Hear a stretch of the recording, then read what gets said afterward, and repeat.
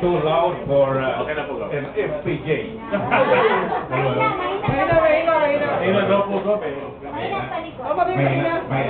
Okay. Anyway, during the governor's night, I had no inkling.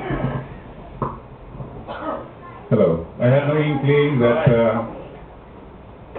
a Melville Jones fellow plaque be presented to me. So that when my name was called, I was in cloud 9. And when I went to receive the plaque, it seemed as though I was walking on thin air. In suspended animation. But anyway, it is not usual that a Melvin Jones Fellow Award is given through the volition of a group of lions. It is not the play. I never heard of any instance in our district that a Melvin Jones Fellow was given voluntarily by a group of lions. And although my name is engraved in that plaque, I am aware that the award is intended for all the members of the Lions of Mount Apo, because this is actually in recognition of the humanitarian services which the Lions of Mount Apo have rendered to the needy during the past several outreach projects we had, most importantly during the two huge medical, dental, eyesight projects we jointly had with the Maharlika Lions of Sacramento. And by the way, I knew that during that night, I knew that it was only President Myla, and Secretary Chloe, who knew about the impending award of this plaque. Kung atake ako sa puso, Mike, kasalanan niyo talaga. Hindi ko alam talaga yon. Bigla na lang nung tinawag ako, gusto ko na matumba noon eh. Is this true? Is this what is happening to me now? Am I awake? Kaya ako kinukot kong sarili ko. Tinignan ko miso, diyan ka ba, misis ka? Hindi naman pala siya. So,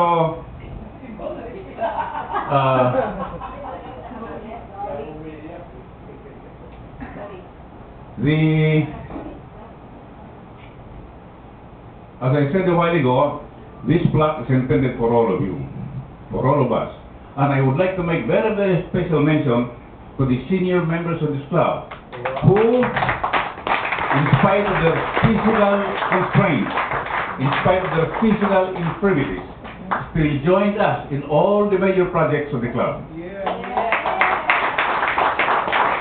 Because of this cooperation shown by the elders, including me, with the hard work and support of the young, nagkaroon na tayo ng ganito, Melvin Jones. Ne, sa iyo, sabi ni Bing, kunti panahon na lang kakaroon ka din. And so, by the way, I'd like to confirm what Daryl said a while ago, that a few minutes before the announcement of this Melvin Jones, there was that butterfly on top of the floor, which I picked up. Akala ko buhay. Hindi na ko ganyan, hindi man gumagalaw ito. Linagay ko sa ibabaw ng bulaklak. And then I look around, tinignan ko yung mga tables, kung mayroon bang mga tables na may bulaklak na gano'n. Wala. Kapa, si Ching ito.